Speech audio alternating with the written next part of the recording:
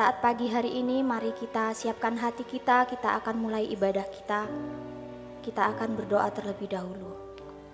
Bapa yang baik, Bapa yang berada dalam kerajaan surga, dengan segala kerendahan hati di hadapan-Mu kembali kami datang ya Tuhan, mengucap syukur dan berterima kasih kepadamu jika pada saat pagi hari ini kami boleh ada sebagaimana kami ada dengan keadaan yang sangat-sangat baik Tuhan. Sungguh kami menyadari bahwa semua oleh karena kasih-Mu yang melimpah dalam hidup kami. Terima kasih, sungguh kami bersyukur Tuhan. Pada pagi ini Engkau masih memberi kami kesempatan untuk kami beribadah. Pimpin ibadah ini dari awal pertengahan hingga akhirnya Tuhan. Kami merindukan Engkau hadir di tengah-tengah kami, melawat setiap kami umat-Mu, melawat setiap kami jemaat-Mu yang rindu dan haus dan lapar akan Engkau ya Tuhan. Sungguh Tuhan, kami merindukan Engkau di dalam hidup kami, hadir di tengah-tengah kami, mengurapi setiap kami. Terima kasih Bapa, kami akan mulai ibadah ini hanya di dalam nama Tuhan Yesus Kristus. Haleluya. Amin. Haleluya.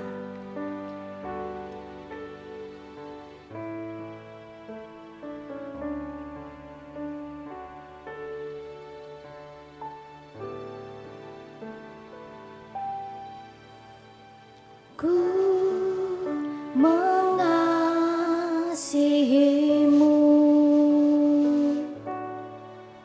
Yesus, Kau perlindungan bagiku.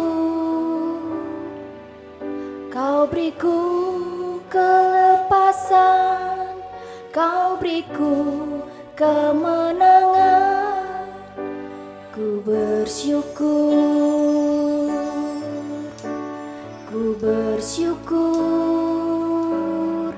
padamu.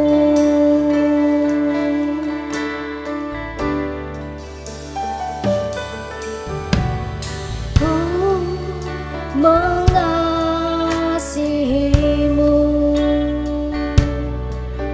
Yesus, Kau perlindungan bagiku.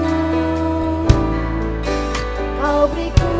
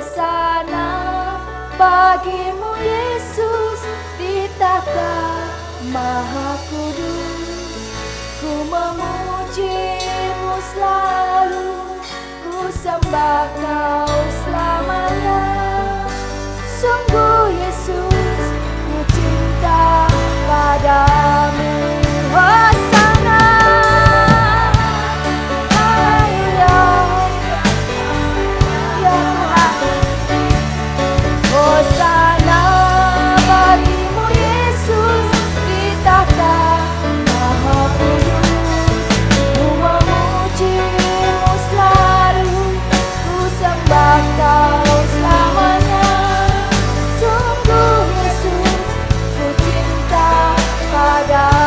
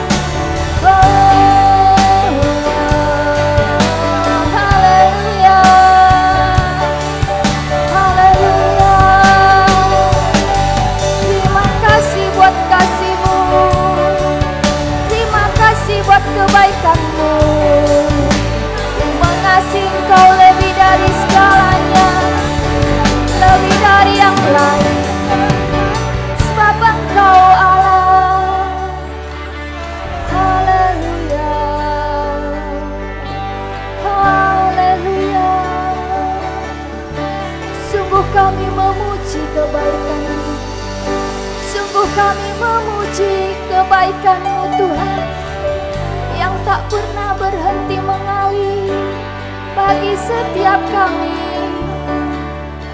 Biarlah pujian kami hanya bagi-Mu, sembah sujud kami hanya bagi-Mu. Haleluya, haleluya, hosana, hosana bagi nama-Mu.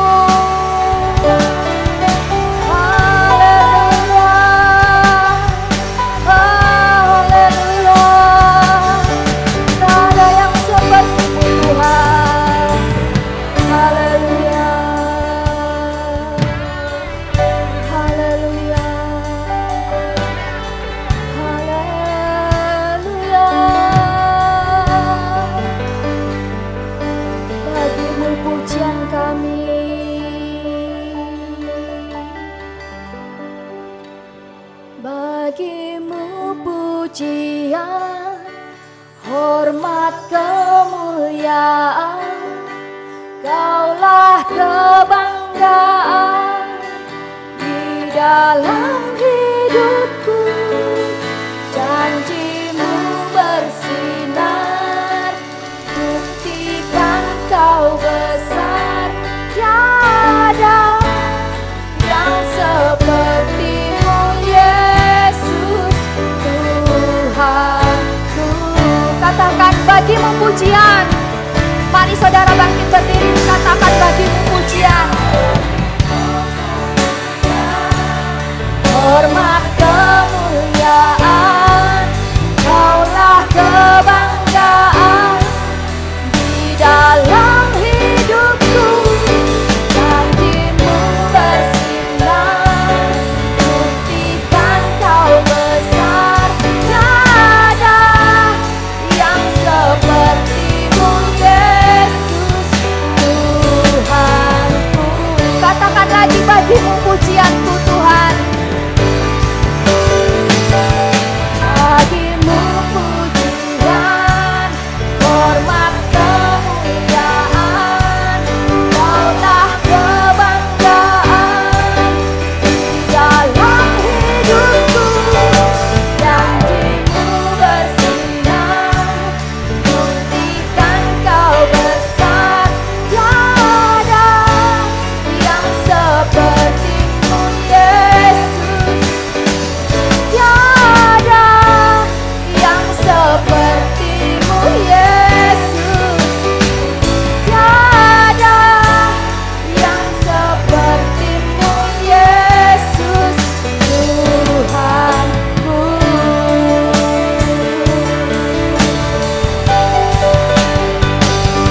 Haleluya, haleluya. Sungguh tiada yang seperti Dia. Dia adalah satu-satunya penolong dalam hidup kita, perisai di dalam kehidupan kita, kekuatan dalam hidup kita. Haleluya.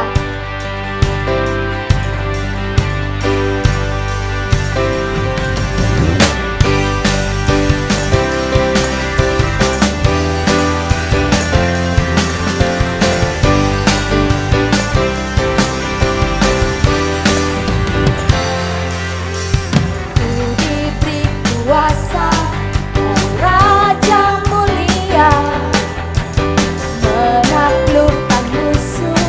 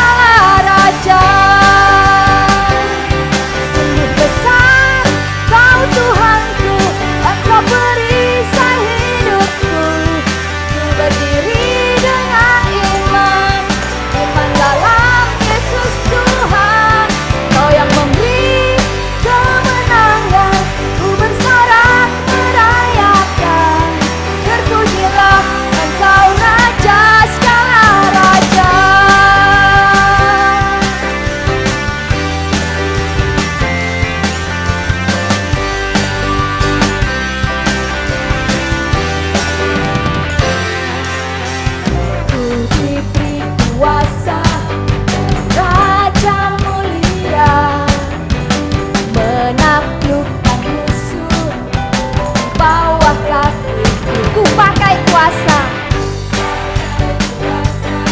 dari Raja mulia. Bila Allah ada bersamaku, siapa jadi lawanku?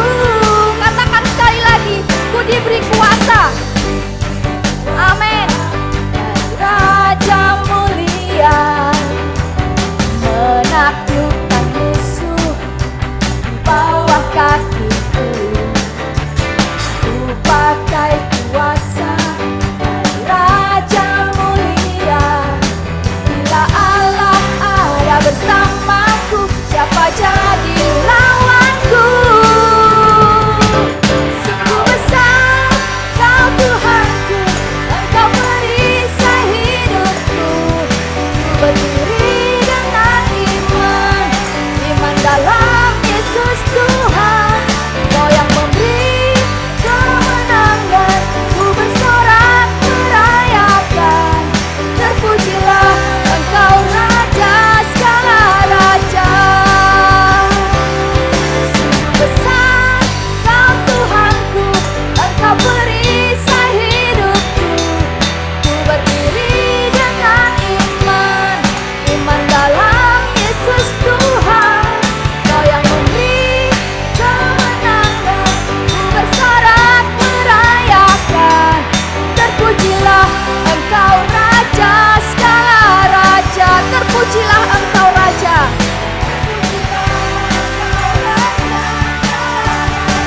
Terpujilah Engkau Raja.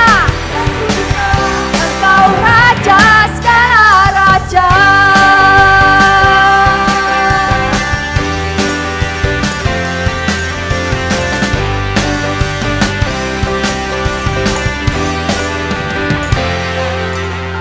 Haleluya, puji nama Tuhan. Silakan duduk Bapak Ibu Saudara. Haleluya. Tiba saatnya kita akan mendengarkan firman-Nya.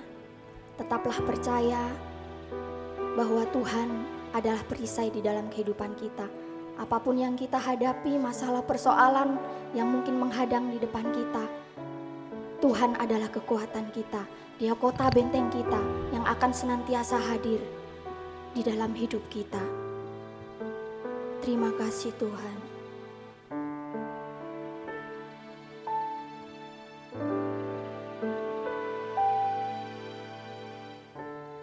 Engkaulah perisaiku saat badai hidup menerpaku. Janjimu di dalamku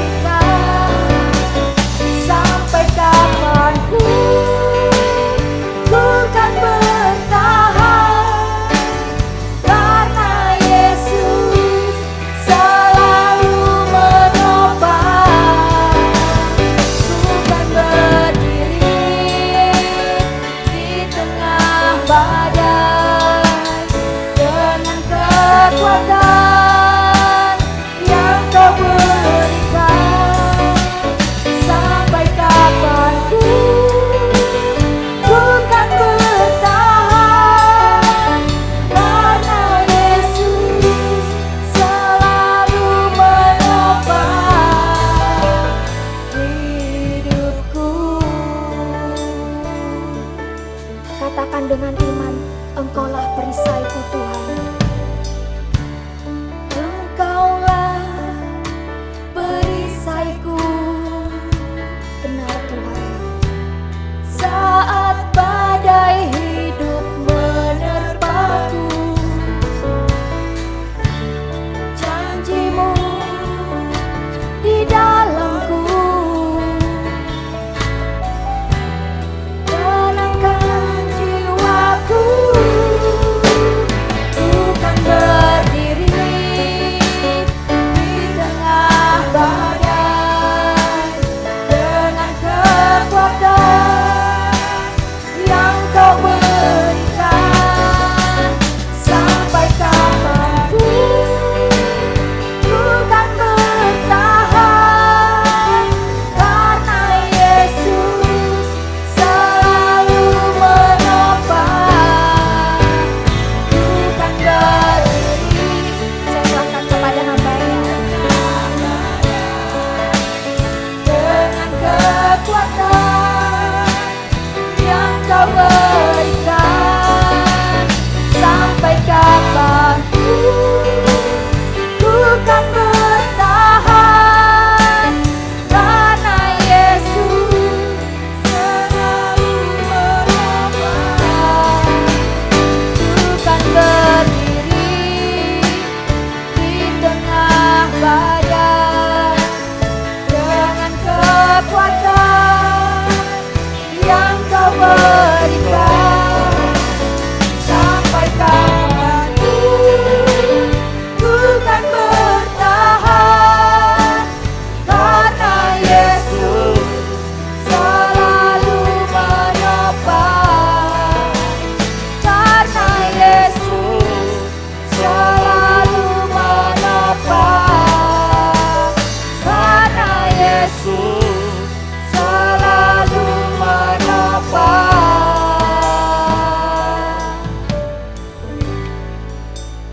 Hidupku.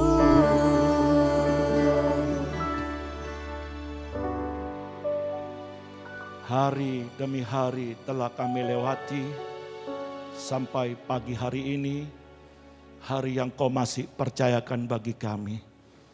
Dan kami mempercayai hari ini adalah hari yang semakin dekat dengan penggenapan firman Allah dari seluruh yang Engkau sudah rancangkan, yang Kau jamin dengan kepastian karena kesetiaan-Mu ya Tuhan.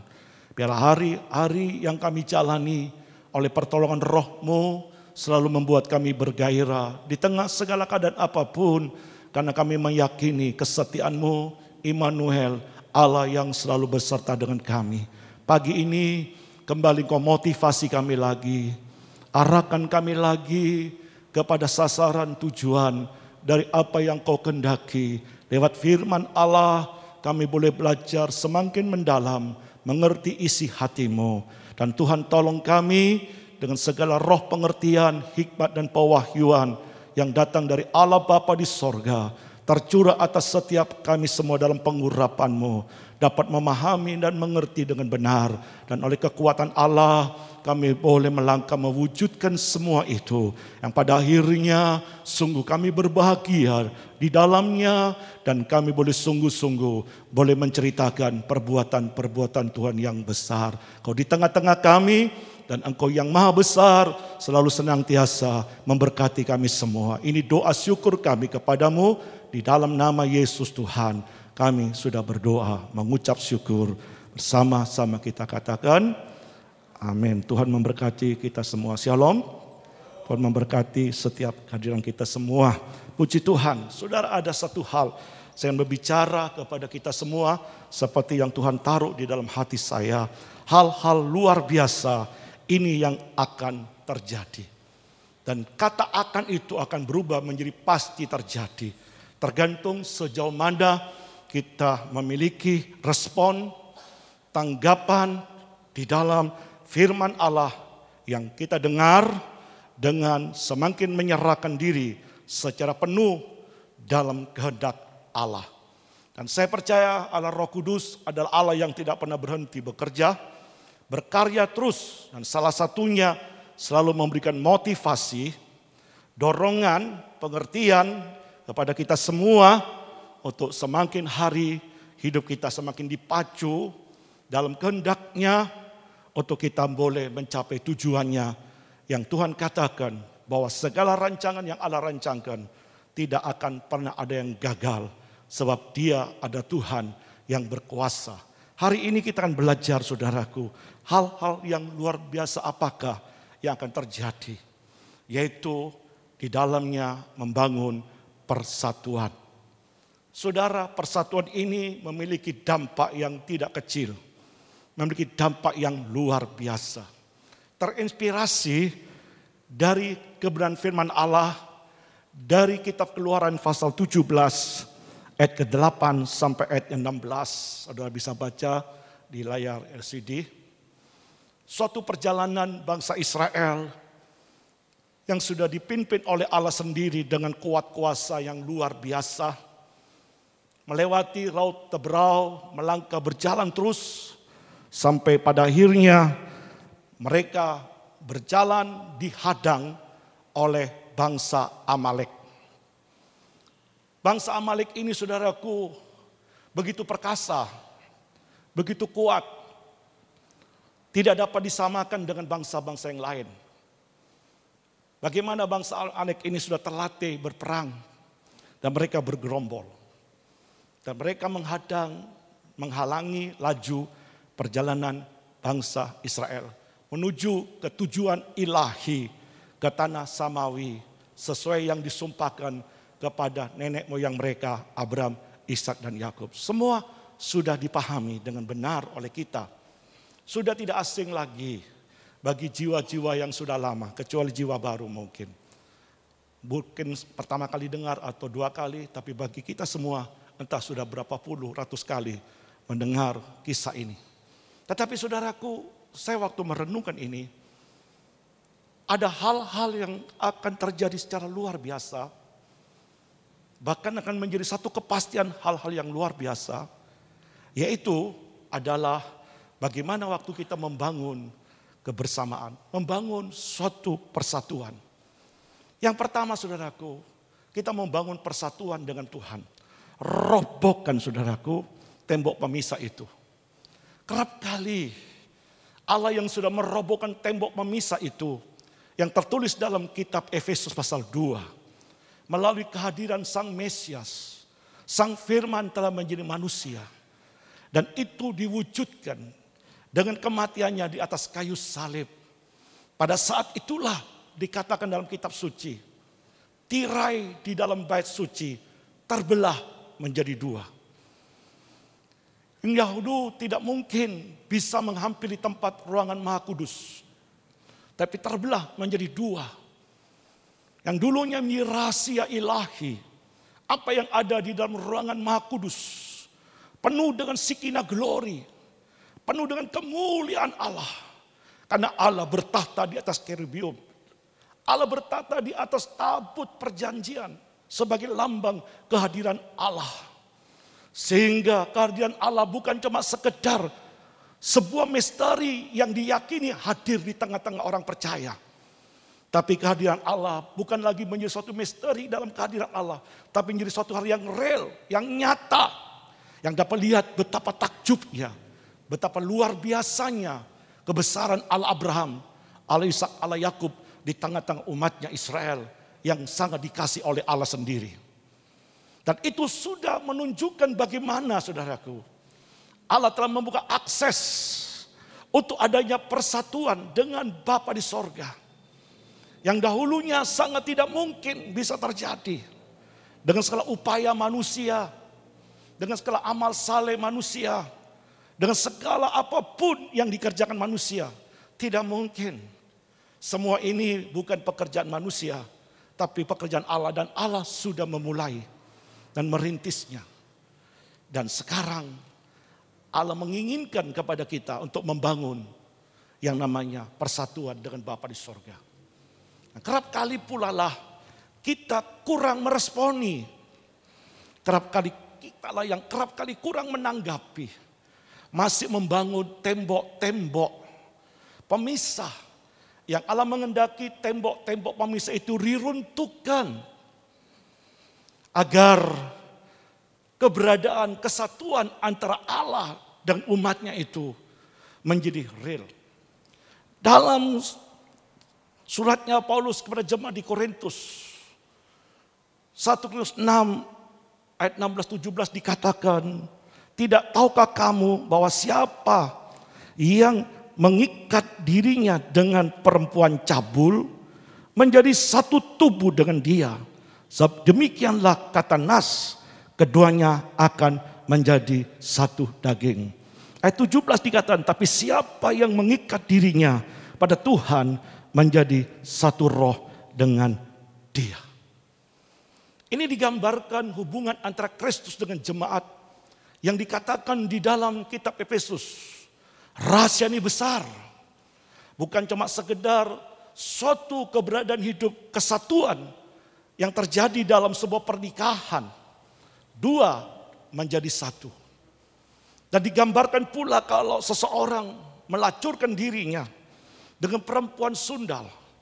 Demikian pula perempuan sundal itu kalau melacurkan dirinya dengan laki-laki lain.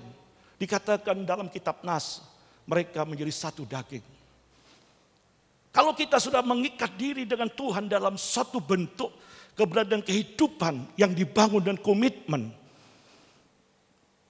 beradaan antara Allah dengan kita, maka dikatakan siapa yang mengikat dirinya dengan Tuhan menjadi satu roh.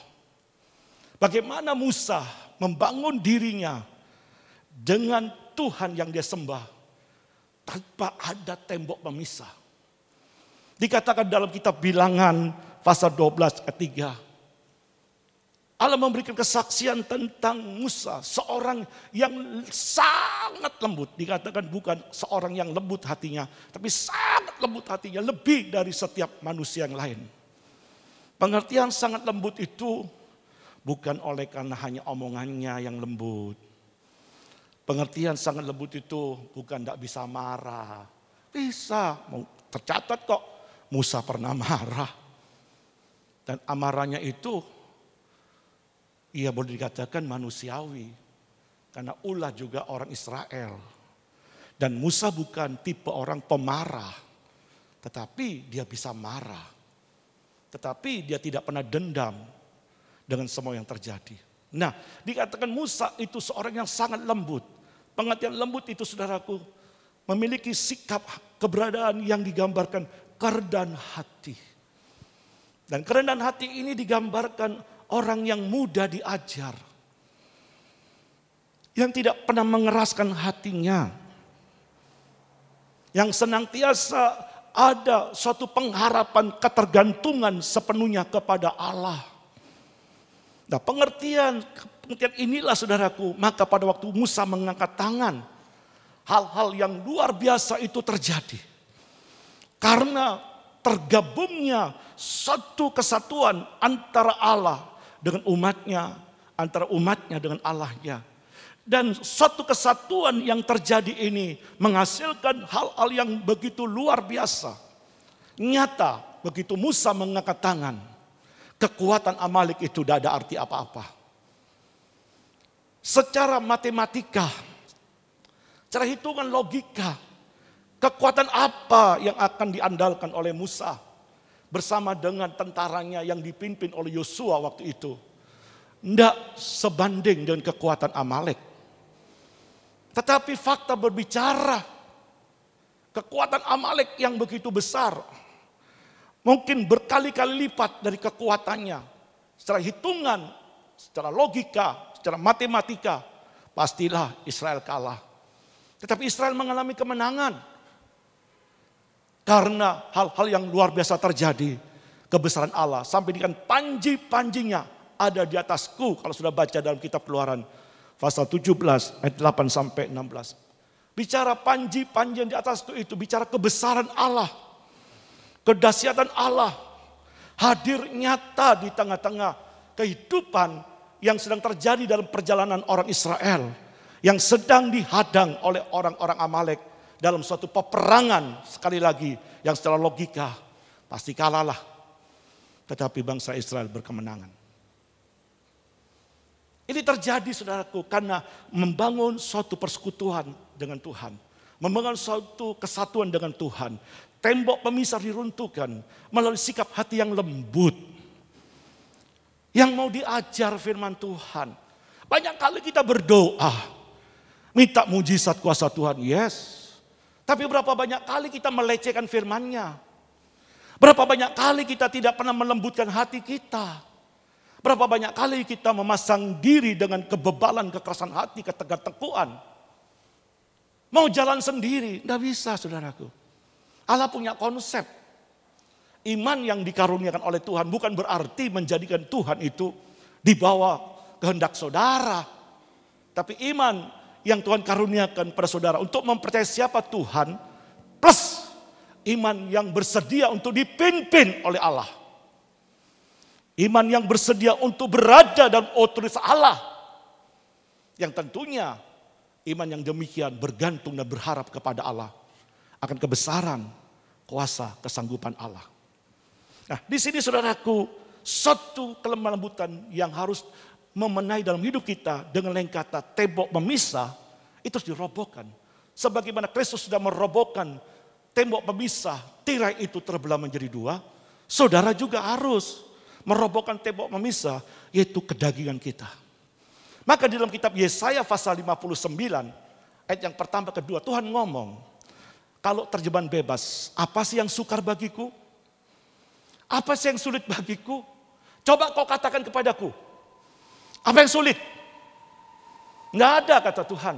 Kalau ada coba tunjukkan. Aku sanggup menjadikan dari apa yang tidak ada menjadi ada. Kalau terjemahan bebas kira-kira begitu. Aku ini memiliki power. Dan power itu adalah power yang melebihi dari segala apapun disebut maha kuasa. Dan disebut akulah El Shaddai. Tetapi ayat kedua. Dalam Yesaya 99. Tapi yang membuat telingaku berat untuk mendengar doamu itu loh. Dengan lain kata, aku yang mendengar tapi ada keengganan dalam hatiku. Aku mendengar tapi tidak ada satu respek dalam hidupku untuk segera menjawab doamu. Dan lain kata pula dikatakan, tanganku ini terlalu sanggup menjangkau. Dimanapun kamu berada, di pelosok, di tempat yang terpencil sekalipun. Kalau terjemahan bebas. Tidak mungkin dijangkau oleh siapapun.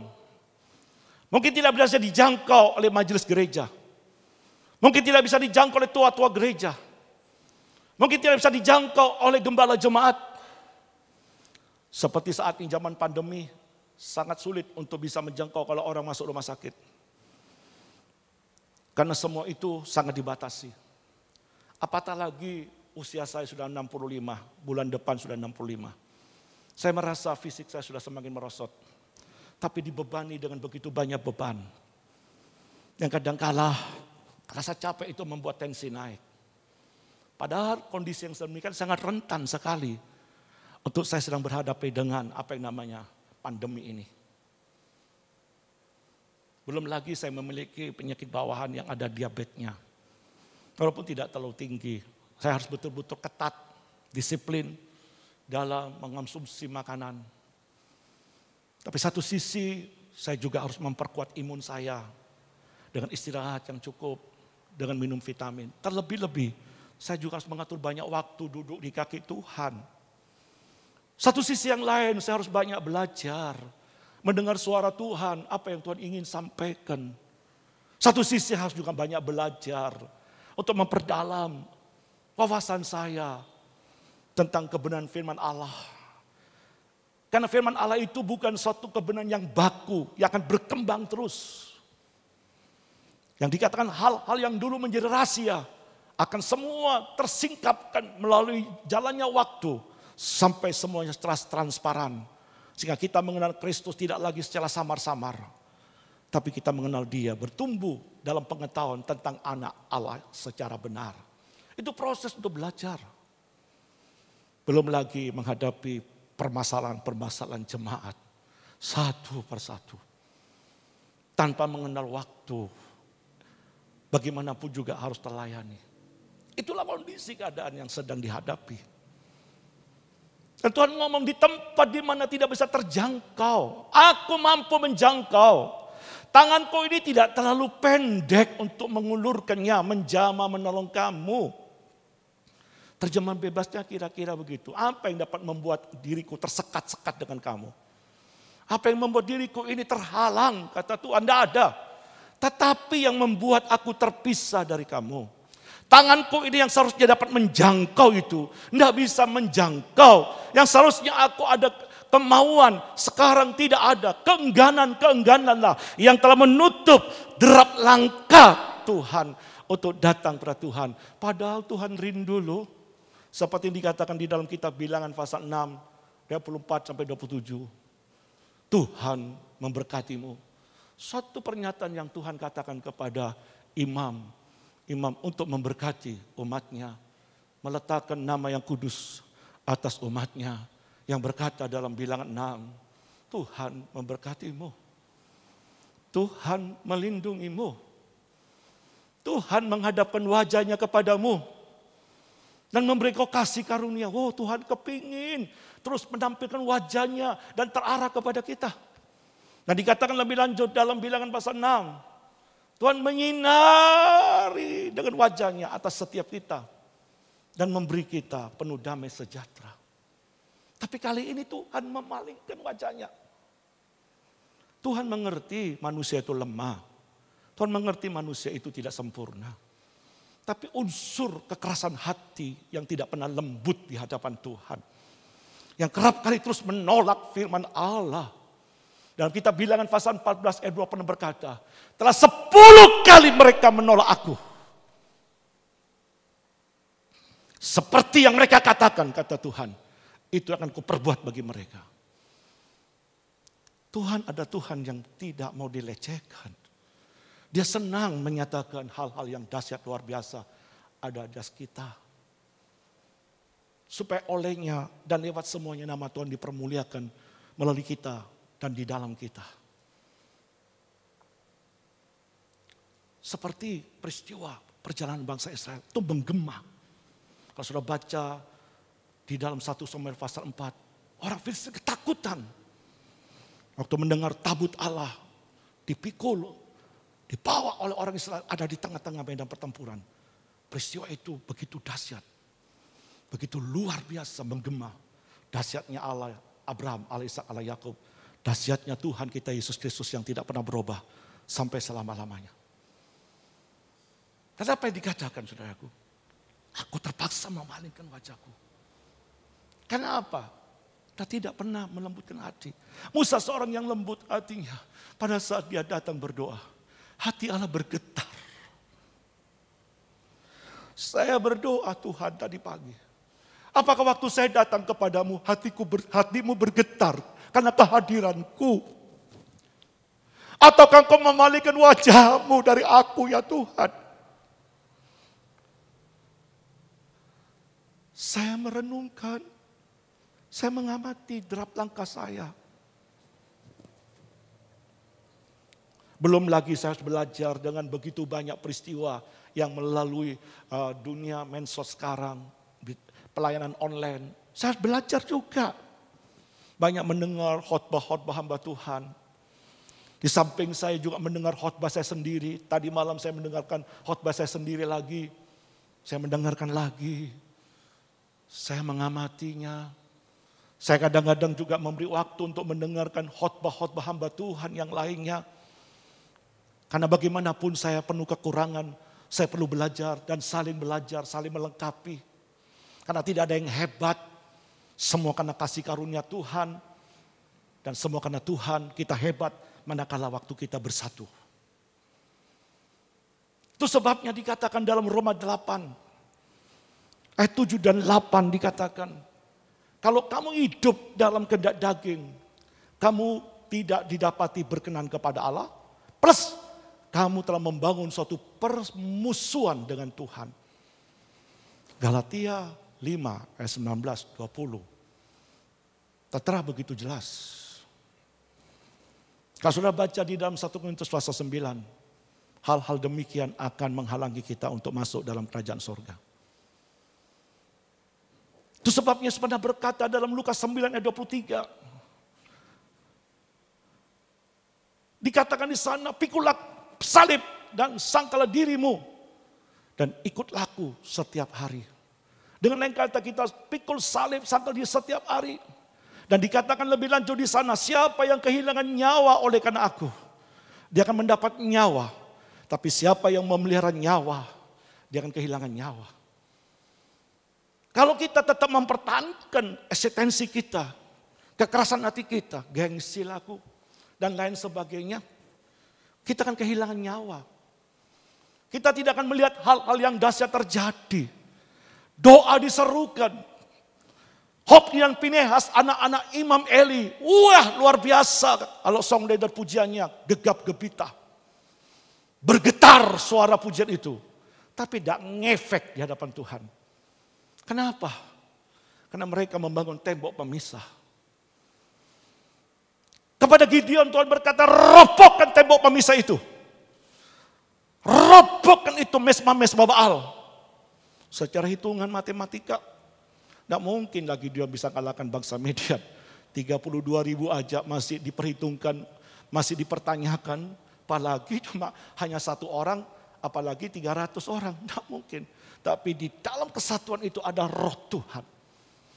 Dan Gideon mengalami kemenangan. Tapi robohkan dulu mesbah-mesbah Baal itu. Hari ini, kalau kita merindukan Allah yang luar biasa itu, robohkan dulu saudaraku. Keangkuhan kita, kesombongan kita, ketegar-tengkuan hati kita. Robohkan. Dengan diganti kelembutan hati. Maka Paulus pernah berkata, aku terlebih suka dalam kelemahanku. Maka dikala aku berada dalam kelemahanku, kuasa Tuhan bekerja dengan sempurna. Dalam 2 Korintus 12 ayat 10 bagian B. Di sini saya melihat saudaraku, hal-hal yang luar biasa akan terjadi. Dan ternyata terjadi. Pada saat saya belajar bagaimana Tuhan tergetar hatinya saat Musa berdoa.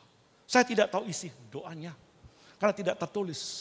Tapi tentu doanya, Tuhan tolong saya. Tidak ada daya, tidak ada kekuatan. Hanya kekuatan-Mu lah yang aku andalkan. Tuhan jangan permalukan orang Israel. Tuhan, Engkau yang bersama dengan aku. Panji-panji-Mu, kebesaran-Mu ada bersama aku. Kira-kira begitulah. Saya tidak akan mendahului semua, tetapi saya bisa memberikan sebuah imajinasi dalam doa saya. Bukan kalimat doanya yang bagus. Tertata dengan rapi. Tersusun dengan teratur. Sehingga orang berkata, hebat ya doanya. Tuhan tidak butuh doa yang hebat. Kalimat kata-kata yang bagus. Walaupun itu perlu. Tapi Tuhan butuh orang yang mau menghormati firman-Nya. Tuhan butuh sosok pribadi. Orang yang mau tunduk dalam utus firman-Nya. Yang berkata, Tuhan lembutkan hatiku. Jangan sampai ada lempengan-lempengan kekerasan dalam hatiku. Kalau ada Tuhan, bajaklah. Lembutkan agar benih-benih firman-Mu tertabur di tanah yang baik. Menghasilkan 30, 60, 100 kali ganda. Yang pertama sudah robohkan tembok pemisah itu. Saya tadi berkata, Tuhan, bergetarkah Engkau waktu aku datang di hadapan-Mu? Atau Tuhan ngomong dalam kitab Yesaya, hentikan semua perayaan ibadah-Mu itu. Hentikan. Menjenuhkan bagiku. Membuat aku lelah, kata Tuhan. Stop. Baunya menjadi kekejijian bagiku. Tapi berbeda dengan yang namanya Nuh. Yang dikatakan seorang yang bergaul karib dengan Tuhan. Seorang yang benar di mata Tuhan. Yang tidak hidup bercela pada zamannya. Nuh mendapatkan kasih karunia di mata Allah. Maka di dalam Kejadian pasal 81 kalau tidak salah. Waktu Nuh membangun mesbah. Ada sesuatu yang dia bangun, persekutuan, persatuan dengan Bapa di sorga. Kitab suci berkata, bagaimana persembahan itu menjadi satu bau yang harum.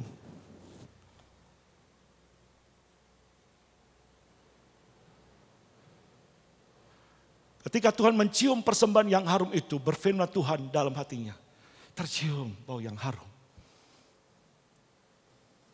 Waktu tadi saya bangun, saya katakan, Tuhan, Engkau tidak pernah berteori dalam hidupmu atas umatmu.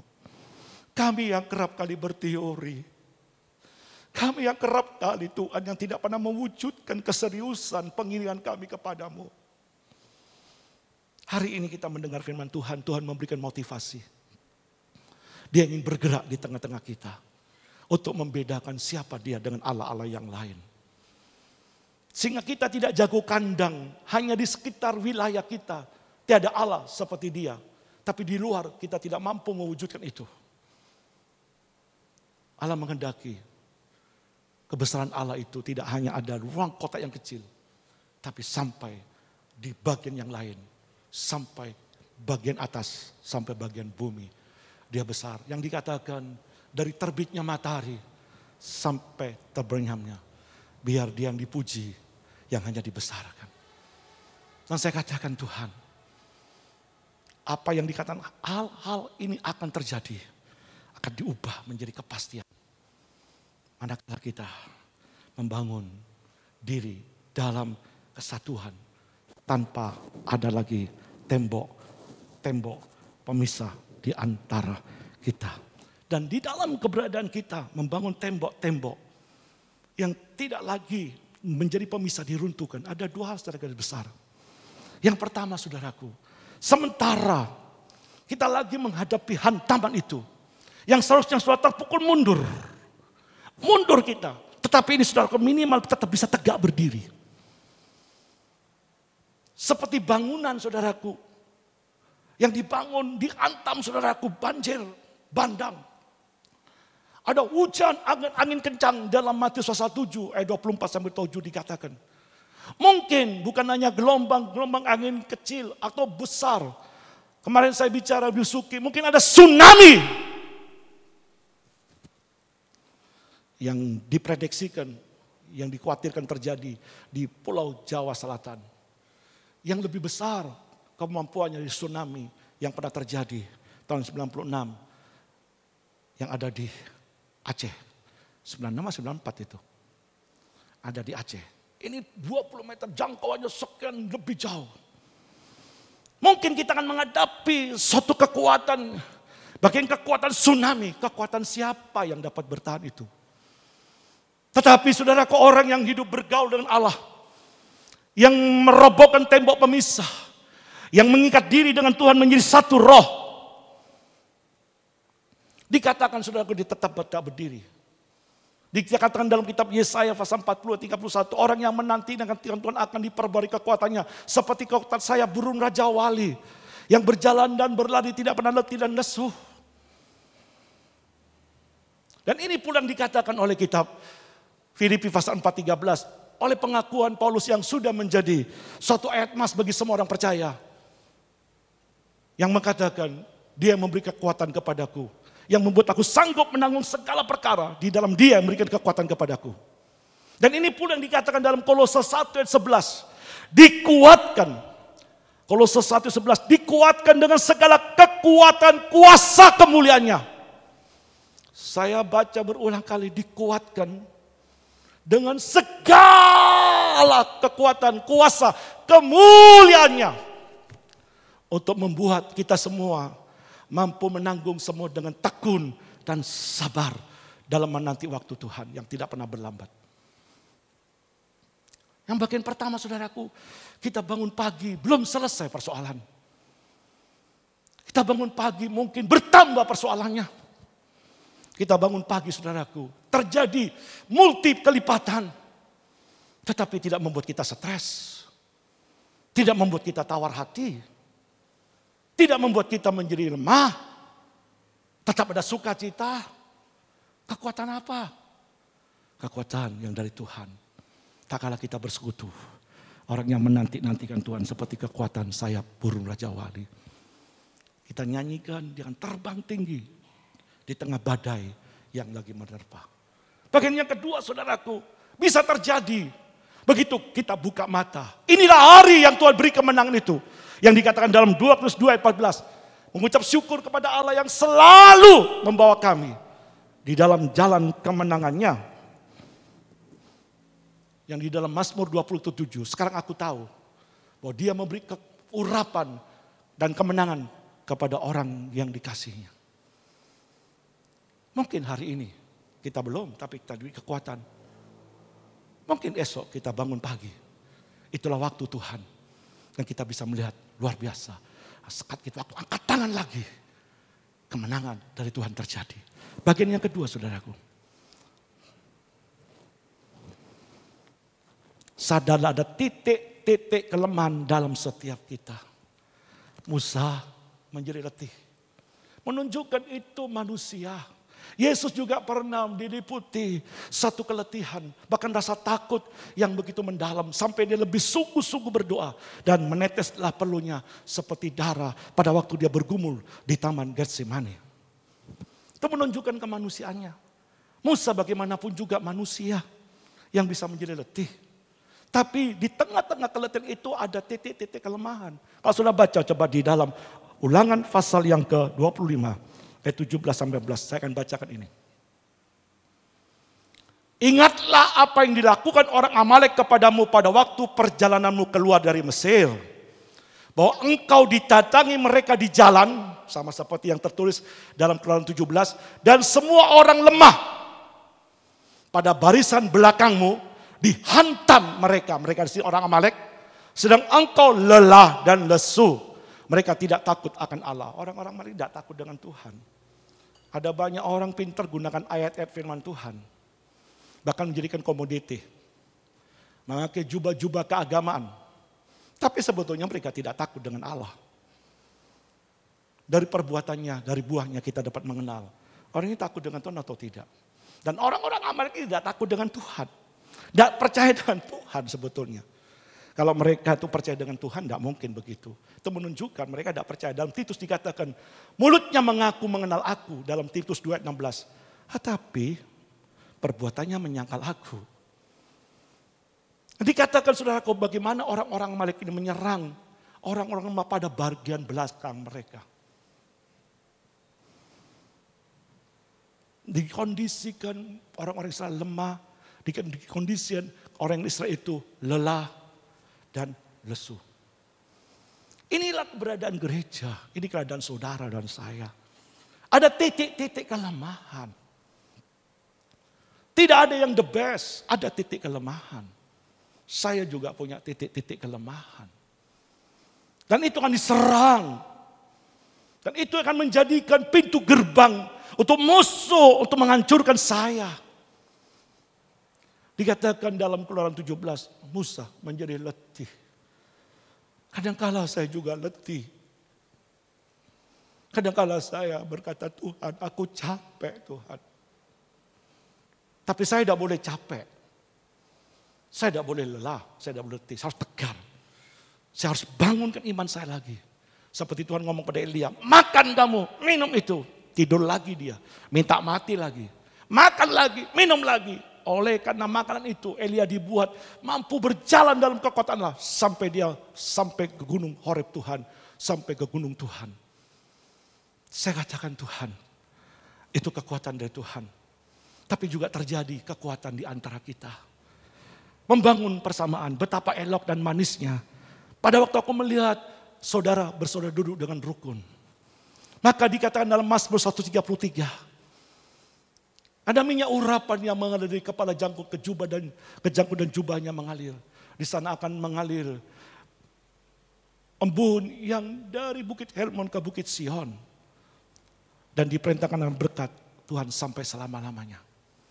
Tuhan melihat elok, manis. Coba kalau Hur dan Harun berkata, yoyo oh. Ya katanya pemimpin. Iya. Katanya yang dipakai Tuhan.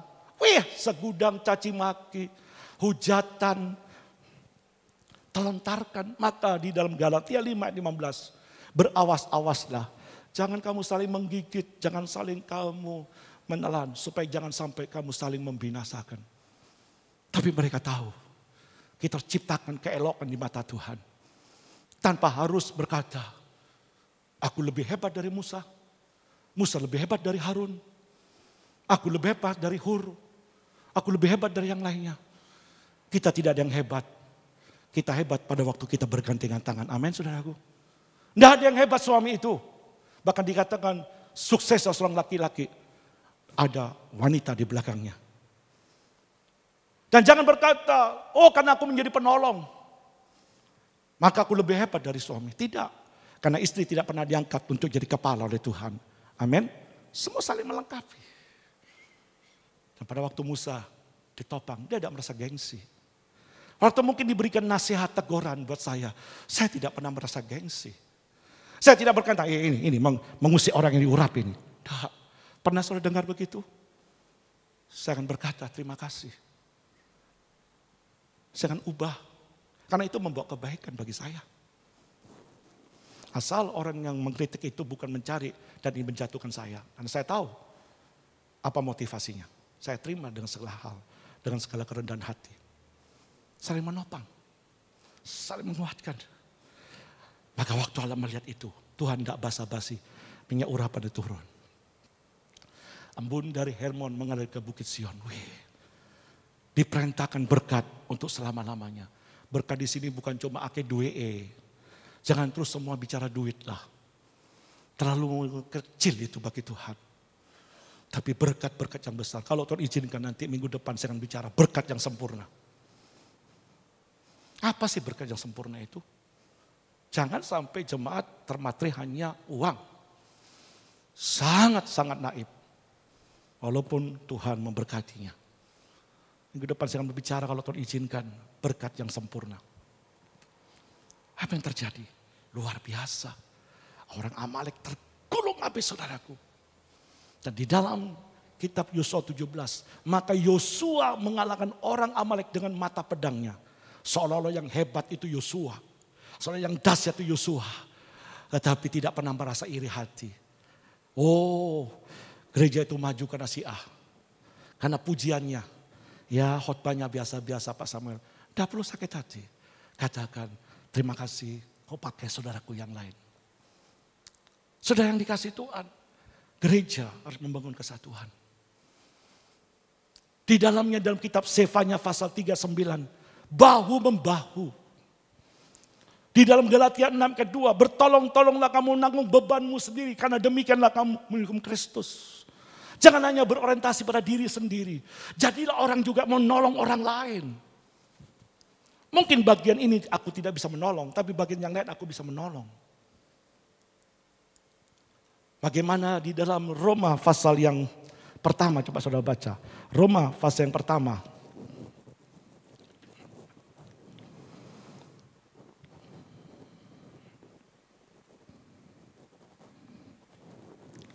Ya, Roma pasal pertama ayat 12 kalau tidak salah. Coba saya bacakan.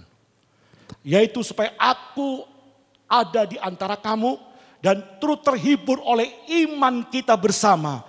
Baik oleh imanmu maupun oleh imanku.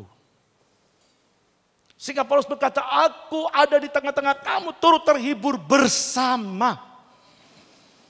Oleh imanmu dan dikatakan baik oleh imanmu maupun oleh imanku. Paulus juga memerlukan kekuatan dari jemaat yang dia layani. Melalui imannya. Dan jemaat juga perlu dikuatkan oleh imannya Paulus. Hari ini sebagaimana Hur dan Harun memberikan imannya kepada pada Musa. Dan Yosua mendengar ada gerakan doa. Yosua mendengar ada tangan yang terangkat. Yosua mendengar ada di belakang mereka yang menopang di dalam doa.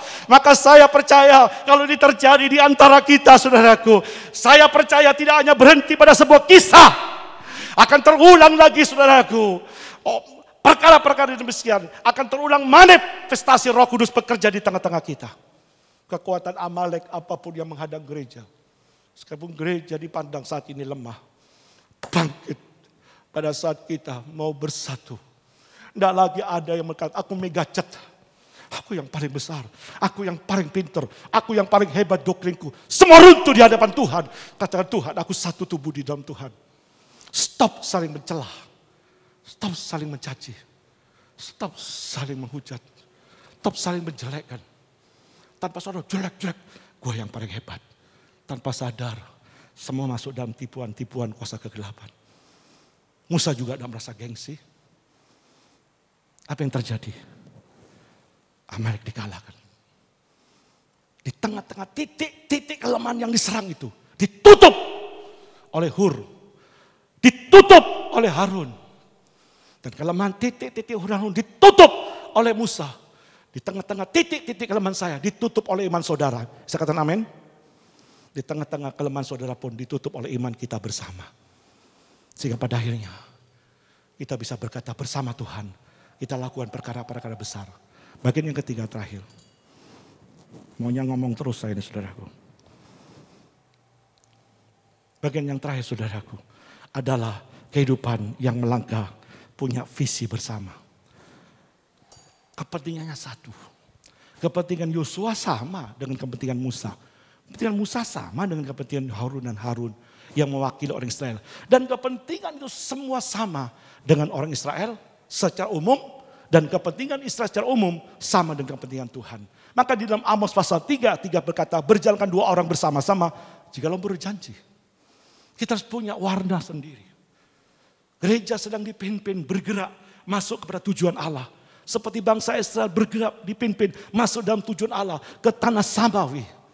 Kita kan semua akan pulang ke rumah Bapa di sorga. Di tempat yang Tuhan sudah siapkan rumah bagi saya dan rumah bagi saudara. Tetapi selama kita ada di bumi ini, Tuhan bergerak ada satu goal yang dicapai. Maka di dalam kitab Yesaya pasal 2, di sana dikatakan demikian, akan terjadi, Yesaya 2 pasal 2 ayat ketiga, akan terjadi pada hari-hari terakhir, gunung tempat rumah Tuhan akan berdiri tegak di hulu gunung-gunung dan menjulang tinggi di atas segala bukit, segala bangsa akan berduyun-duyun ke sana. Dan banyak suku bangsa akan pergi berkata, mari kita naik ke gunung Tuhan, ke rumah Allah Yakub, supaya ia mengajarkan tentang jalan-jalannya. Dan supaya kita berjalan menempuhnya. Sebab dari Sion akan keluar pengajaran. Sampai dikatakan Sakaria 8:23. Orang dari segala suku bangsa akan pegang kuat-kuat puncak jubah kita. Dan berkata, aku mau ikut engkau. Karena aku melihat Allah menyertaimu. Visi dari ulang tahun GBI, sehati. Sampai tangannya begini, sehati. Untuk menunaikan amanat agung Kristus Yesus Tuhan. Sehati. Kata sehati ini tidak ada yang hebat, saling melengkapi. Punya visi. Gereja bukan besar secara denominasi. Denominasi cuma hanya sebagai pakaian, tidak lebih. Jangan punya kepentingan yang besar denominasi. Gereja besar, apa besarnya? Nama Tuhan yang harus dibesarkan. Menjangkau, menjamah mereka. Dan mereka merasakan hadirnya kerajaan Allah di tengah-tengah kita. Ini visi. Ini harus kita capai. Melalui kehidupan yang meruntuhkan tembok-tembok pemisah. Kita harus tahu ada titik-titik kelemahan. Kita tutup satu dengan lain. Tidak perlu kita saling mencela, menghujat. Apalagi digosipkan menjadi isu-isu yang murahan. Yang ujung-ujungnya saling melemahkan. Bagian ketiga, ayo kita langkahkan kaki. Ada nyanyian berkata, ku mendaki, pemain musik naik atas ke Bukit Sion.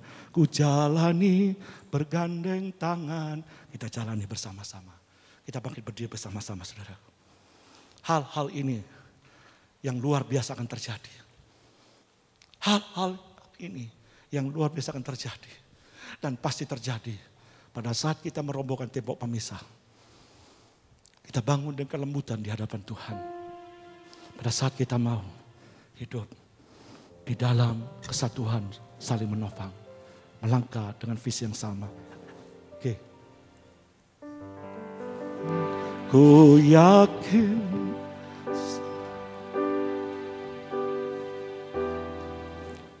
ku rasakan kuasa yang tak terbatas. Ku yakin kau nyata di sini. Kemenangan terjadi di sini. Ku yakin kau hadir di sini. Ku rasakan kuasa yang tak terbatas. Ku yakin Kau nyata di sini. Kemenangan terjadi di sini. Kemenangan terjadi di sini.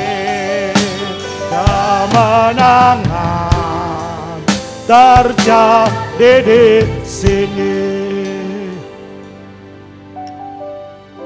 Kami meresponi, kami menanggapi dengan penyerahan hidup ini untuk Kau tata. Kau lembutkan hati kami. Seperti dikatakan dalam kitab suci-Mu. Jauhkan kami dari hati yang keras. Karuniakan kepadaku hati yang lembut. Roh yang batin yang baru. Roh Kudus, percuma kami iring Engkau kalau kami membangun tembok pemisah. Percuma kami percaya dengan Engkau kalau kami tidak bersedia dipimpin oleh Engkau. Sia-sia iman kami kepadamu Tuhan kalau kami membangun tembok pemisah untuk lebih dominan hidup dalam kehendak hawa nafsu daging kami. Bapa, Kau bukan teori, Kau bukan Allah yang hanya bicara, tapi Kau Allah yang berpraktek, yang nyata. Hari ini Kau kepingin apa yang pernah terjadi terulang. Ada bangsa Amalek gelombang yang besar sedang menghadang gereja-Mu. Tidak ada kekuatan lain, tapi Engkau yang menjadi kekuatan kami bersama kami. Bangsa Amalek itu yang besar, yang terlatih, yang telah dilengkapi dengan begitu banyak fasilitas. Tidak ada arti apa-apa saat kami bersatu dengan Engkau. Bapa, ampuni kami yang kerap kali merusak pemandangan elok di mata-Mu. Tutup mulut kami yang suka menghujat. Tutup mulut kami yang suka mencela. Tutup mulut kami yang suka menghina. Tutup mulut kami yang suka mencela. Biar kata-kata kami Tuhan, kata yang membangun. Kalaupun menasihati, kata-kata yang di dalamnya penuh kasih. Yang diberkati oleh Tuhan. Pada satukan visi kami semua. Kami tahu Kau tidak pernah gagal. Hulu gunung Tuhan akan menjulang tinggi. Ada gelombang-gelombang besar gerakan terjadi. Bukan karena denomisasi. Bukan karena siapa. Karena di dalam kami.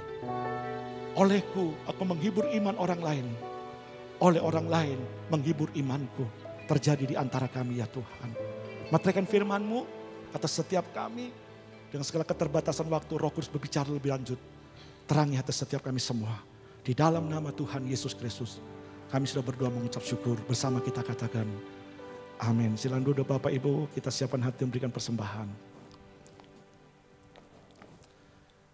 Tetap kita doakan pemerintah Indonesia.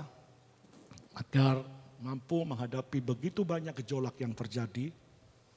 Terutama vaksin yang akan diberlakukan nanti pada bulan November. Kiranya semua boleh menjadi berkat bagi bangsa Indonesia dan pulihnya ekonomi bangsa Indonesia ini. Dan boleh melaju terus sesuai dengan visi dan misi dari pemerintah Indonesia mencapai cita-cita leluhur bangsa ini. Keadilan sosial bagi seluruh bangsa dasarkan Pancasila. Didoakan satu dengan yang lainnya, kita saling meneguhkan, saling menghibur. Saya percaya Tuhan ada bersama kita. Yuk kita bangkit berdiri bersama-sama. Kita akhiri ibadah kita. Kita ucap syukur kepada Tuhan. Ini doa kami, syukur kami kepadamu. Lanjutkan, kerjakan terus apa yang Kau mau dalam setiap kami. Lebih lagi, motivasikan kami, arahkan hidup kami ya Bapa. Kami percaya di tengah kelemahan kami pun, karena kami sedang minta api untuk digugurkan, kami tidak akan pernah gugur. Ada penopang-Mu, ada penopang satu dengan yang lainnya. Kuatkan kami semua, terpandang elok dan manis jemaat-Mu ini di mata Tuhan. Kiranya kasih karunia anugerah Tuhan boleh memberkati setiap kita. Seperti yang tertulis, Tuhan memberkati-Mu, Tuhan melindungi-Mu, Tuhan menghadapkan wajahnya kepadamu dan melimpahkan Engkau kasih karunia. Tuhan menyinari Kau dan wajahnya dan melimpahi Engkau dengan penuh damai sejahtera. Ini berkat turun atas setiap kita semua, mulai pagi sampai Maranatha di dalam berkat nama Tuhan Yesus Kristus bersama-sama kita yang percaya katakan,